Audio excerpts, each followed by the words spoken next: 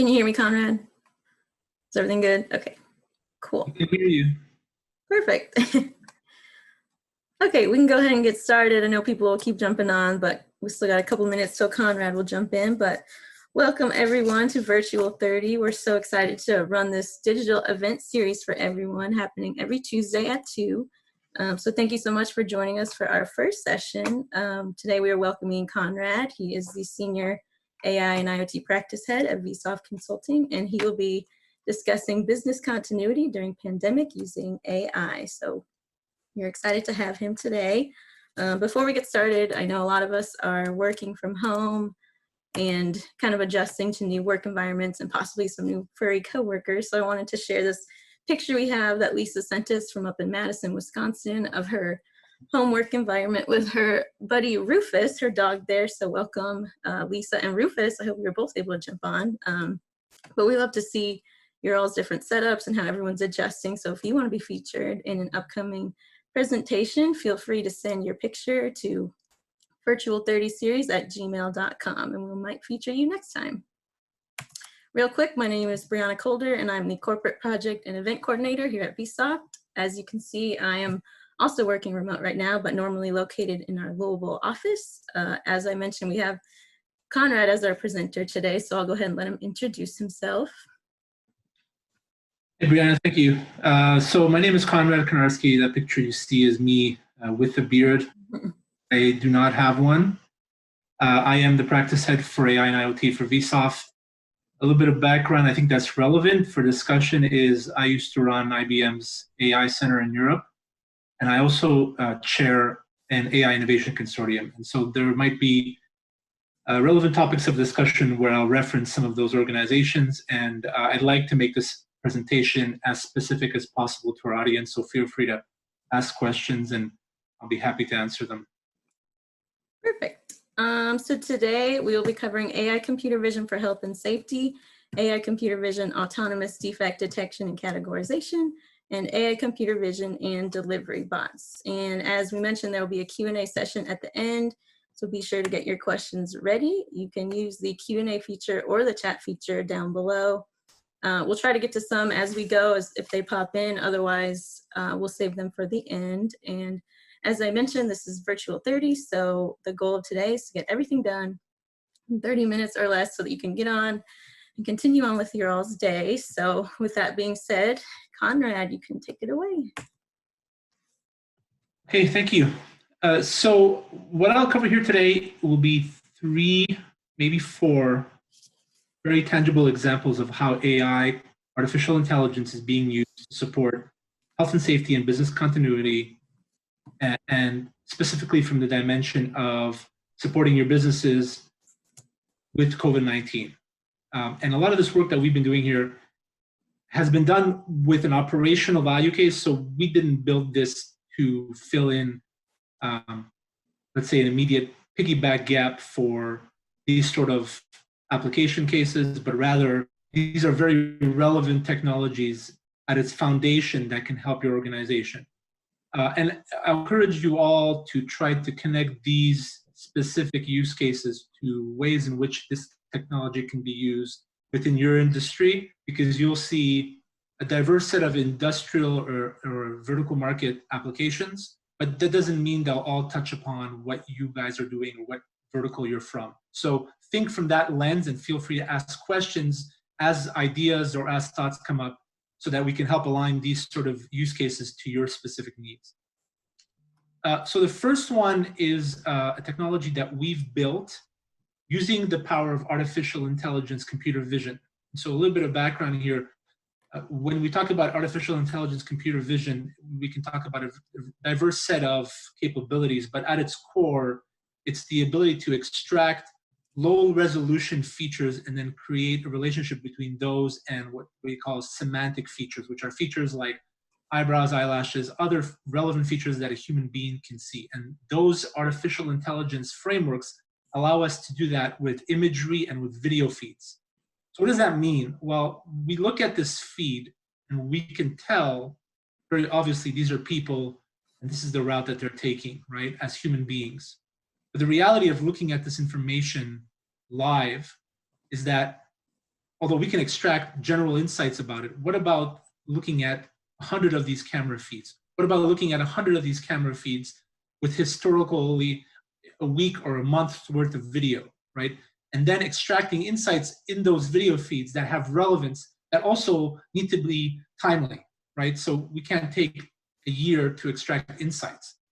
This system was built for the retail sector, and so what it does is it provides unique ways of understanding consumer behavior, whether it be demographics, the amount of people in the stores, or the routes that they're taking through the particular aisles of the store. Now, fundamentally, these things are business driven, but now there's a new application case for it, right? And let me just kind of allude to what I've been seeing in industry in terms of shutdowns of supply chains, in terms of just the reactionary response to people that either have tested corona positive or there's a risk that someone has been corona positive in the environment. And so I'll reference a port here. I won't specifically do it by name, but this port had operators that tested positive for coronavirus. And the port had to shut down 2 terminals entirely because it didn't really understand who that person had contact with. Although it did have an actual camera security system to be able to leverage the information about that individual if they wanted to. The reality of doing that manually is it would have taken weeks, and by that time it would have been more disruptive than trying to just do some sort of manual investigative work. With the power of artificial intelligence, computer vision, that individual, and this is all related, I mean, in some shape or form to privacy implications. So how do we respect privacy and still provide these sort of services? Well, we do them on an essential health and safety driven basis only. We do that potentially retroactively, meaning we don't have to look at someone's face and analyze their behavior until that individual has tested corona positive, and then retroactively feed that individual's face to the system, look for that facial recognition through different video feeds, and then understand where they've been, who they've come into contact with. So a real fundamental tool that has a health and safety dimension, for example, who did I interact with, and also an operational dimension. Do I need to shut down all the terminals? Do I need to shut down my entire food supply chain? Or can I just hone in on all the areas that were the contact points of that individual throughout the last several weeks, right? Those are very important tools to have in order to both assure the safety of others in the organization and also to allow for business continuity. There's also other more real-time applications of this sort of technology, and you may have gotten a flavor of it already in some shape or form. Mostly this is done in overseas markets, but there is obviously application for it here, and that's the idea of being able to do things like head counts or the congregating of people using video feeds. So the middle video or the middle picture here gives you an idea of what that means. It means that you can use computer vision feeds to understand if social distancing is happening, if crowds are gathering, and then take appropriate action. We've had companies in the US come to us with some requirements related to just simply providing people counts to make sure that they have, as per the square footage requirements that are now in place for certain retailers, to minimize the amount of people in the store, instead of counting them necessarily at the door and dedicating employees at the door, which maybe is possible if you have a big retail floor and you have a dedicated set of employees that can sit at those entranceways. But in smaller things like you see here, like gas stations, you necessarily can't dedicate another 1 or 2 employees to perform monitoring capabilities. So now this is all done completely autonomously through computer vision. I know these things are videos, but I think they don't play very well in stream. So what we'll do is we'll share them with you in a YouTube channel. Just reach out to Brianna or get the contact information at the end, and we'll send these video feeds to you so you get an idea of really how this looks like in an animated way. Next slide, please. But this is more of the videos I was talking to, so let's play some of these. So again, this is just the power of computer vision. And of course, the original use cases here, when we built these technologies, were all for understanding customer behavior, to optimize layouts, to optimize what we're selling, to make the experience better, to provide ways in which we engage the customers or our customers' customers better. But now, especially, for example, the video on the right, you can see the individual moving in a breadcrumb trail following him along. And towards the end of that video, you'll see him actually walk by somebody else, right? And that would have been also an additional trigger. Now, these are all video feeds that were done, a year plus ago, so these are not corona-positive patients by any means, but the reality of this sort of application case is that today that it is scalable. And the great part about this technology is that it works on existing video feed infrastructure, totally decoupled from anything. So it could consume this data, analyze it, and provide you those sort of insights. Next slide.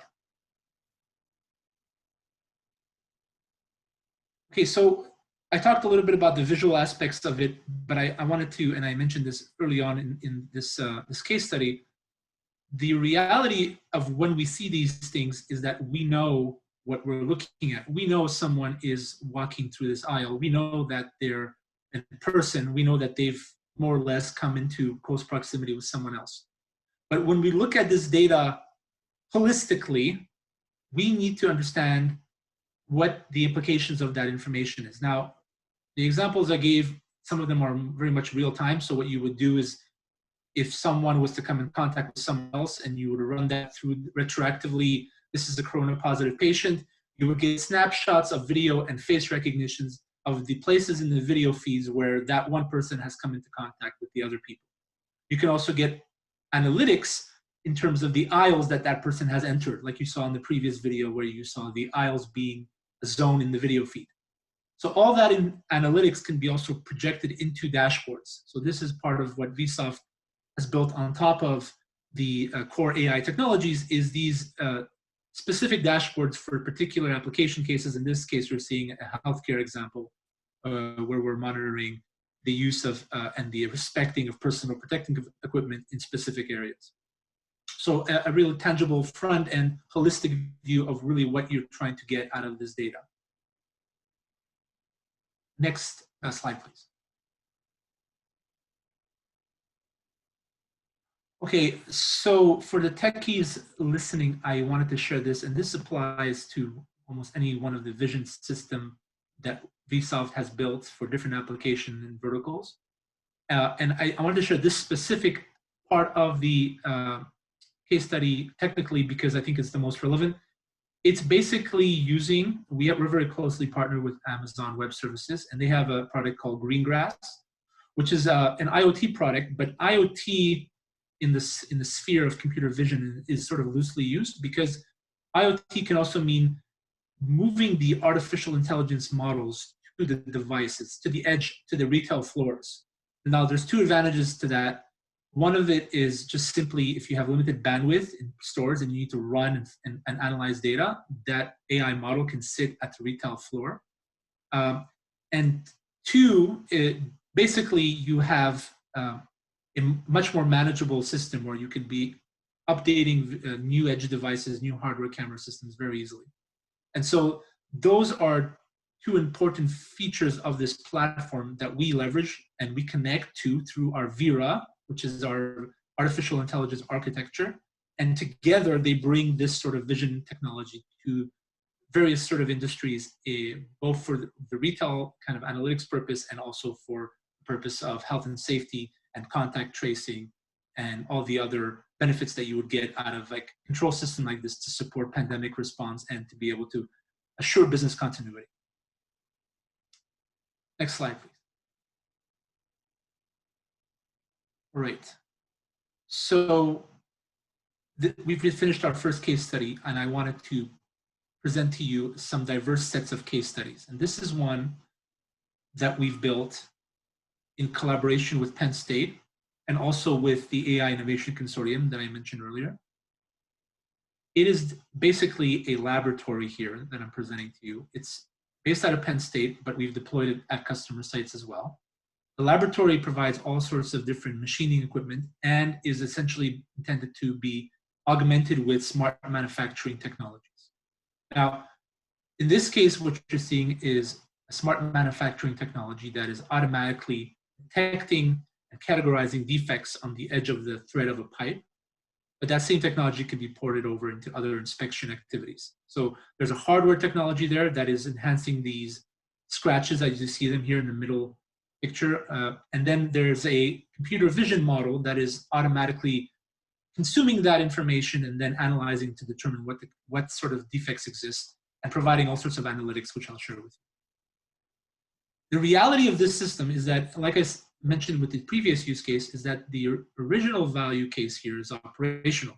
It's about saving time, saving money, better accuracy and precision of inspection, and then a couple other smart manufacturing platforms that can be built into things upstream from this inspection activity can give you benefits in terms of the throughput, gives you better quality product, reduces the downtime of the production line, all these other analogous defects.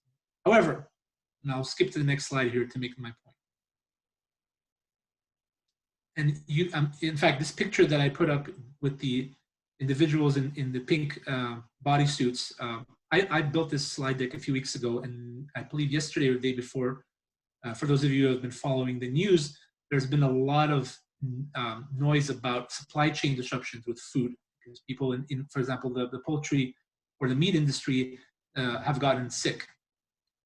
So what does that mean when we look at these pictures today? Because, for example, the picture on the right, the corner picture with the two hard hats, is an inspection activity that happens in the production line. Now, we looked at this a year ago. It doesn't mean anything to us other than maybe it's pretty interesting to see this many people in a warehouse. But today we cringe at seeing this. And the thought that this provokes is, well, what if someone in this line, statistically, if you look at the people here, one of them should have it, right? And now imagine if one of them has it with the level of spread of corona, what does that mean for the people in the warehouse, but also for the production line, for the continuity of this business? Part of the message that we're trying to communicate here with you today is that technologies like what you saw previously, go back really quick. These technologies are fundamental to be able to have autonomous capability in your manufacturing. And those autonomous capabilities now resonate not only operational value, but perhaps are the only tool that can ensure business continuity. Because, for example, in this industry, if you can't perform inspection, you can't ship product. And in the poultry industry, if you are not automating some of these activities, maybe they're not necessarily inspection activities, but some sort of robotic process automation activities, it doesn't mean you have to replace everyone in the line, but the density of the reality of these sort of production lines means that they could potentially no longer be operable. And so having these technologies is an essential baseline to be able to allow your business to continue to operate. Let's skip over 2 slides here. So I promised tangible examples, and I wanted to give you the most simplest one in how that looks like at the application level. And so I'll say maybe some of you or maybe all of you are not in manufacturing. So I would urge you to think of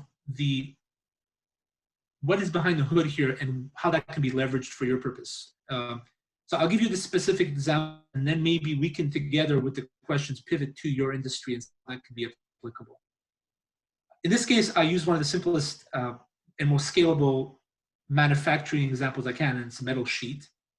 And you see here, this metal sheet has a bunch of different defects that we've introduced on it, tears, paints, bends, and that metal sheet can be manufactured, maybe 1,000 times an hour. The reality of a manual individual in this sheet, just to categorize these defects will take a long time. Now, not only will this system categorize defects, tell you scratches and so on, but it will map them in pie charts to particular quadrants of the surface area, and then it will give you information holistically about the last 1,000 parts that went through the production line. And what does that give you? Well, it gives you insights in how many defects are coming out of the production process. It could be at a day, an hour basis, or depends on the volume and the granularity that you're looking to see. But then it gives you insights into what is happening upstream, and maybe can be correlated to sensor data that you've introduced into your production process that can then tell you these defects in this quadrant of this metal sheet seem to be correlating with some sort of vibration that is occurring upstream in some sort of other process. So this is the view that can empower decision-making that would, well, A, give you a digital certificate of your defect much faster than a manual inspector would, empower you with the ability to social distance if you need it, because we're not saying replace your operator, maybe centralize them in a control room where they can manage 8 lines instead of 1, where they can be isolated and able to be brought out of the production line because they're not necessarily in the production line, and have these capabilities provided to them, and then give you holistic views of your production process and the defects coming out of your production process, so that you can then correlate those to other insights that you may have, either through deployments of IoT and AI technologies, or through other data sets that you may have that are totally disjoint from you, or simply by intuition. If your machining process in the left side of the screen is a particular process and you're seeing bends being introduced, then you can see that in the chart immediately and take corrective action quickly instead of scrapping all these defects. So another example of how AI, computer vision, can be used to support business continuity, but also an operational value case there as well. Konrad, real quick, we had a question. What are the legal concerns of capturing employees and visitors on camera? Very good question. So the idea is that if you have existing camera systems in place, then, for example, for the coronavirus retroactive analysis piece, you would basically ask for that one individual to allow you to trace their face within the system. So you would only be then analyzing that video feed, not in real time. And then if the application case is more like real time, like health and safety related, then you would have some sort of, I guess, collaborative agreement with the employees that are working on the industrial floor that they would allow them to be videotaped for their own safety. Now, there are retail examples where that becomes a little bit more complex, where you have to look at some of the regional laws, whether it be North American or state laws related to personally identifiable information that being disclosed related to video capture. There's also filters you can do. Infrared is an interesting one that traditionally was used to eliminate faces from view, but if you've seen some of the new research, we've been able to still reverse engineer people's faces despite of using infrared camera feeds. So there are other ways in which you basically introduce intentional pixelation into the video feed, and then only look for insights that you can get out of the low resolution feed, where you wouldn't be able to, let's say, distinguish demographics, but you'd know if the social distancing is occurring. So I think there's probably more threads of this that could be had there around specific regulations, but I think that ultimately these sort of technologies, when they have an application case that is health and safety or pandemic driven, there should be a level of understanding and some of the work that the consortium has been doing with organizations, including privacy groups, is to be able to, in these sort of areas, allow for AI to leverage all the data points that could help save lives, right? Perfect. All right, we did have another question, but I'll let you finish. I know you only got 2 more slides, Konrad. We got about 5 minutes or so, so we'll finish the presentation. Pretty good. So this is yet another example of a third use case that we built. This is a robotics delivery bot, and the work that we've been doing very closely with several different groups within the Louisville region and also with the AI Innovation Consortium is basically deploying these delivery bots for unique application cases that have relevance in pandemic response or some sort of relevance for social distancing. So I'm sure if you've explored this area, have heard of robots sanitizing rooms in hospitals using UV lights, delivering food in China. A lot of the work that we're doing with these bots is actually to allow them to be more deployable in environments where you can't pre-map the environment itself. You can upload that point cloud to try to teach it how to behave. And also in environments where you need to traditionally augment the infrastructure of those environments, meaning doorways or access points, to be able to allow that robot to move around. So with the work that we're doing here in collaboration with U of L and some other folks, the purpose of it is for these sort of delivery bots to be cheaper, more holistic in where they can be deployed, and to function with purpose around food delivery, parts delivery, sanitization, and etc. Things that have relevance for these bots, especially with pandemic response. And in the future, when we are maybe trying to still, let's say, limit congregations of people in the cafeteria, this bot has been deployed to support food deliveries, for example, right? And so if you have a large corporate campus, you can have deliveries of the food directly to the location. You don't have to worry about, let's say, the security implications of a delivery person entering the restricted areas. Those bots have those controls in place, and they deliver food from point A to point B. Play this video. This is just some of the core technologies that are already built into the platform, where there's a 3D point mapping of the hallway as the bot moves through the area. And then, potentially what it'll do is, as it's learning, it may take a different route the second time around when it delivers food to a particular destination. So some interesting things. Some of them have come out of box with this technology. These delivery bots, them we've enhanced with additional AI. And so I urge you guys all to think of application cases that could be relevant, because here I talked about food. Manufacturing lines have a very relevant use for these. Parts delivery, hospital, those are all very relevant applications for these sort of bots to function in.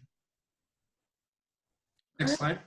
That was actually the last one, but we do have a question. Can computer vision be used to manage a warehouse or distribution center? Yes. So that's a very holistic question. I'll try to answer it with some specific examples.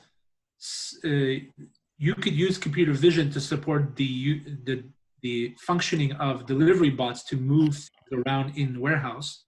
The best example I can give you, probably one of the most robust, is Amazon warehouses.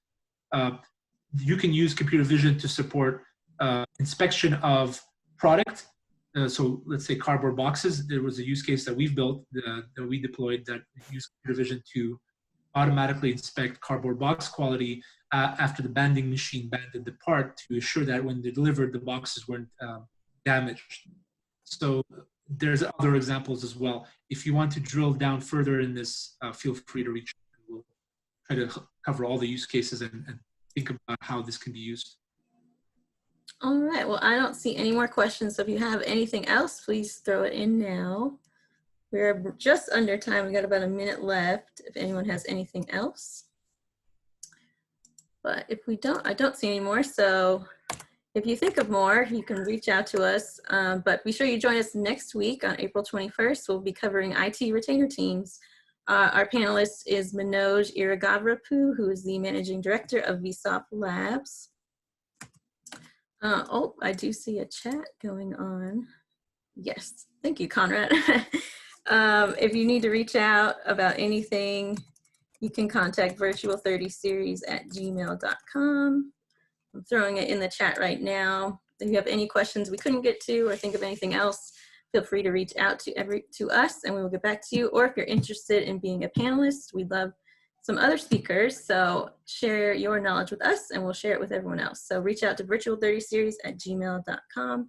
And that is all we have for you today. So thank you everyone for joining us. Thank you, everyone. Bye.